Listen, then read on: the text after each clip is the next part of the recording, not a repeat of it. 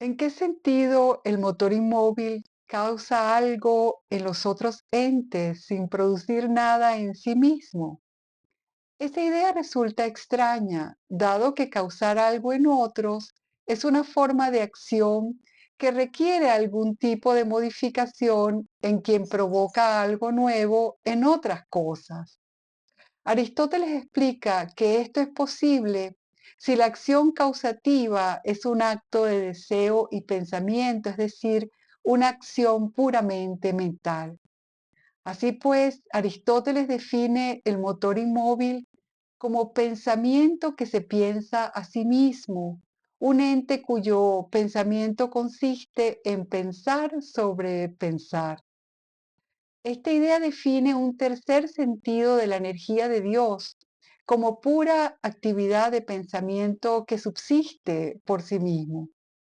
Esta actividad de pensamiento autosubsistente de algún modo supone todo otro posible contenido inteligible, es decir, todo lo que se puede pensar. Es entonces el pensamiento que piensa todo otro pensamiento, contenido mental o idea que es inteligible. Pero como este pensamiento es totalmente actual, es también idéntico al objeto o al ente pensado. No existe una diferencia ontológica entre lo pensado por Dios y el objeto real. Es decir, el pensamiento del motor inmóvil, al pensar algo, crea o produce el objeto, porque no hay potencialidad del objeto que no esté realizada de una vez por esa pura actualidad. En la actualidad pura del motor inmóvil, todo lo que ha sido pensado ya es por toda la eternidad. Esta es también una idea, por cierto, presente en Immanuel Kant, cuando dice que si Dios intuye un objeto, esto es lo mismo que crearlo,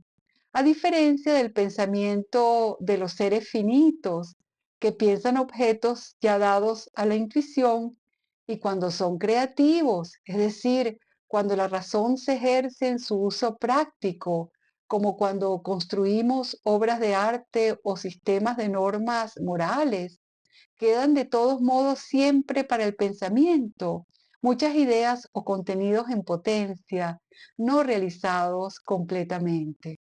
Como resultado, el motor inmóvil en Aristóteles no solo piensa todo contenido inteligible, sino que ya necesariamente es todo contenido inteligible, que es creado de un solo golpe como una sustancia completamente actual y eterna.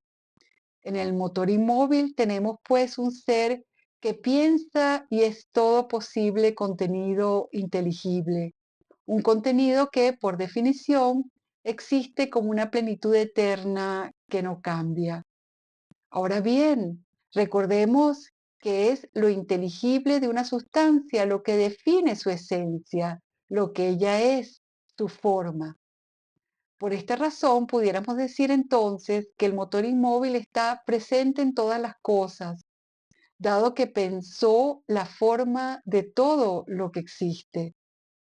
porque se trata de una entidad cuyos estados mentales son comparables a los nuestros, pero infinitamente más amplios.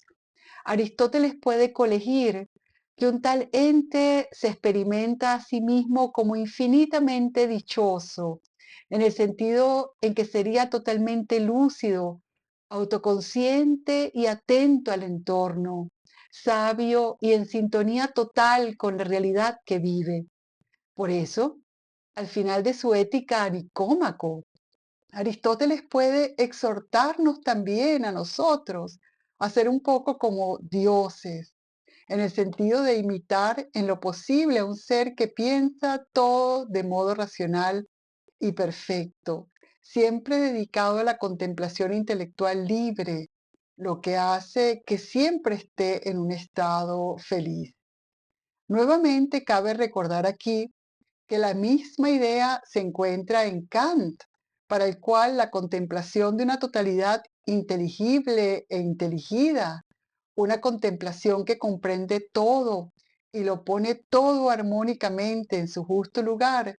produce una especie de gozo, un gozo o alegría muy particulares que se producen solo cuando uno siente que comprende una realidad como totalidad cuyas partes encajarían todas ahora de modo perfecto y pleno. Este es el tipo de contemplación que consuela a Boecio en su prisión.